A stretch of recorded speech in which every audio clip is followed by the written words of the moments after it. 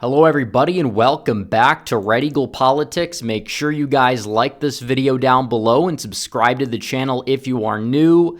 So Donald Trump currently leads Joe Biden by 3.3% nationally, and that is in the popular vote. Keep in mind that Joe Biden led Donald Trump on July 6, 2020 by 8.7%. That is a 12% turnaround in favor of Donald Trump. And things are getting worse for Biden. Now it's coming out that he's having these interviews on radio shows, but Biden knows all the questions beforehand. They've been scripted. And even then, Biden's still bungling the questions. And then he has his ABC interview last night, which was basically just a redux of Biden during the debate. His cognitive decline is on full display. He's going out there saying that he'll beat Trump again in 2020, but it's 2024, and he's not beating Trump whatsoever as things stand here right now. But you look at the polling data, I thought we'd do a best case scenario for Trump in this video just because things are looking good right now. We're going to stay optimistic. We're not going to be complacent. That's true. But things are looking good. And the RNC's like in 10 days or less than that. It could very well get even better for Donald Trump. He's going to be able to pick his VP pick. That would come at the right time because you have a lot of voters who don't like both, but you would be giving them a permission slip to vote for Donald Trump because it's Biden, Harris, and then Trump, and then some generic VP. Who knows who that's going to be? We'll cover that tomorrow. We'll do an in-depth analysis as we're leading up to this election, which very well could be taking place on the night of the Trump RNC acceptance speech. There's rumors it could happen at the Miami rally. Either way, that's beside the point. The bottom line is that Trump's support is growing and Biden's support is falling. And we're going to do this map and fill this map out. But first, I have to tell you guys about our very good friends over at My Patriot Supply, because some of you guys won't believe this, but if you think you're prepared, you may be better off taking notes from millennials and Generation Z. Some of you may hate to admit it, but we're doing something right. Research shows we're more prepared than other generations, from our saving accounts to our emergency stockpiles. So regardless of whatever generation you're in, you have no excuse. If you're not preparing, you're failing. So get started with My Patriot Supply. Since 2008, they've helped millions of Americans gear up for emergencies, and today, their popular 4-week emergency food kits can't stay out of customers' carts. Now discounted at $50 off per kit. There's no better time to buy in bulk, especially in the Biden economy. I know people who live off of this stuff. It saves money and it tastes good. Each food kit offers over 2,000 calories a day. Plus, with ultra-durable 4-layer packaging, it lasts up to 25 years in storage. You can get yours right now at my special website, preparewithredeagle.com. Order as many kits as you need and save $50 on each one. Free shipping is included. And if even the younger ones can sense something's coming, you know it must be coming too. You have no time to waste. Stock up on these essential food kits at preparewithredeagle.com. Again, that is preparewithredeagle.com, because you can never be too prepared. So without further ado, we're going to fill this map out. We're going to give Donald Trump all the states that would be going to him in the safe column in a best case scenario for him. And this includes basically all the states that went to him in 2020 by 10 points or more, which would be everything on the map right now. He'll also add Ohio. He'll win that by 10. Iowa, he'll win that by 10. Florida and Texas in a best case scenario. Yes, Trump can win it by 10, especially as he continues to make gains among Hispanic voters and possibly sees a suburban reversion after what's going on right now in the world. Also, Maine's 2nd District. Throw that on top of it.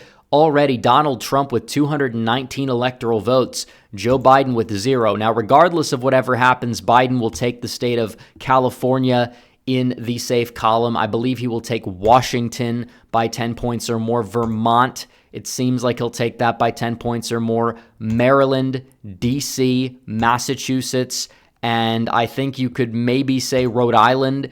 He'll take that by 10 points or more. And the state of Hawaii, you know, the fires and then Biden's poor primary performance, everything. I still think in a best case scenario for Biden, he would take it by 10 points or more, but Trump would crack 40% against Joe Biden. So already not looking too good for the Democrats right here, right now.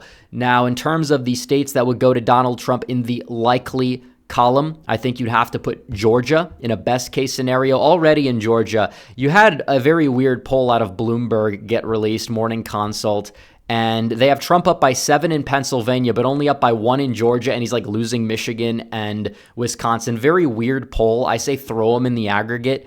But yeah, in a best case scenario, Donald Trump can win Georgia by more than 5. He can win North Carolina by more than 5. Democrat internal polls show him winning both by like 10. I don't think that's going to happen, but still, is it on the table? Yes. If you want to talk about Arizona, again, this is a state that I didn't think Trump was going to win a year ago.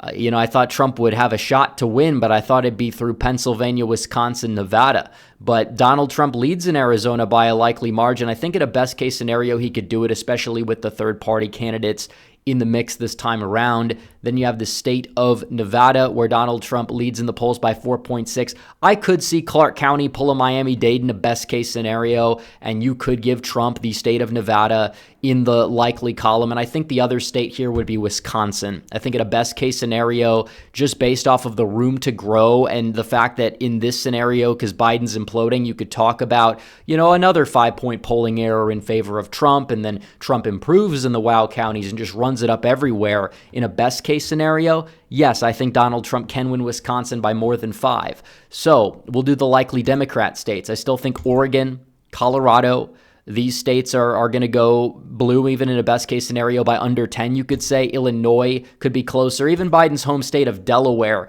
could be closer. The novelty has worn off. Trump is doing better in polling in New Jersey, Philadelphia area, congressional races in eastern Pennsylvania, New York. I don't see why Delaware couldn't revert back to 2016 and then some. In a best case scenario for Trump, Maine's first district we can give to Biden in the likely column there. And also I think Connecticut, just because of like the wealth demography there, it just doesn't seem primed to flip, but it could be a lot closer in a best case scenario. So already you have Trump at 278, Biden at 149. I'm debating on putting New York in this column as well. I think Trump's best case would be to like match Lee Zeldin's performance. Biden's still below 50. I still think I'll put it in the likely Democrat column. So 278 to 177. We're going to be moving on to the lean Republican states here. And I think Pennsylvania would be a very, very good place to start. I mean, the polling there right now, this is getting out of hand, but registration data looks good. I think Trump's going to win it, but he's already nearing 50% in Pennsylvania. He's up by this margin already. I think it'd be closer to likely than lean.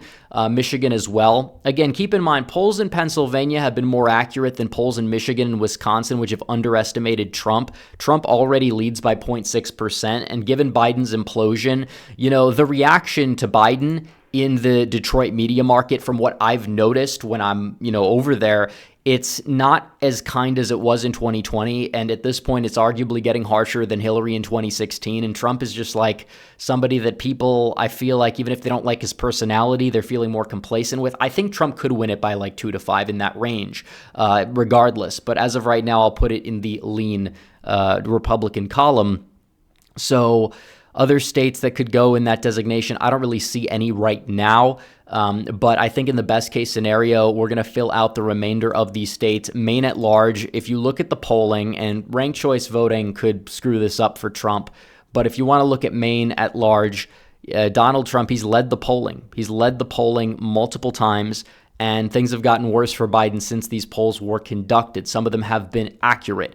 It just depends. I think in the best case scenario, you would have to trump up, no pun intended, the RFK Jr. vote share. Then you have New Hampshire, where Donald Trump has led some recent polling as well. You have other polling that's somewhat tight but old. I think that you could put New Hampshire in that designation, and I think that you would also have to put Nebraska second in that designation as well. We've seen some polling when you look at it. Donald Trump, he's been leading the polls in some Democrat polls, and that was a while ago.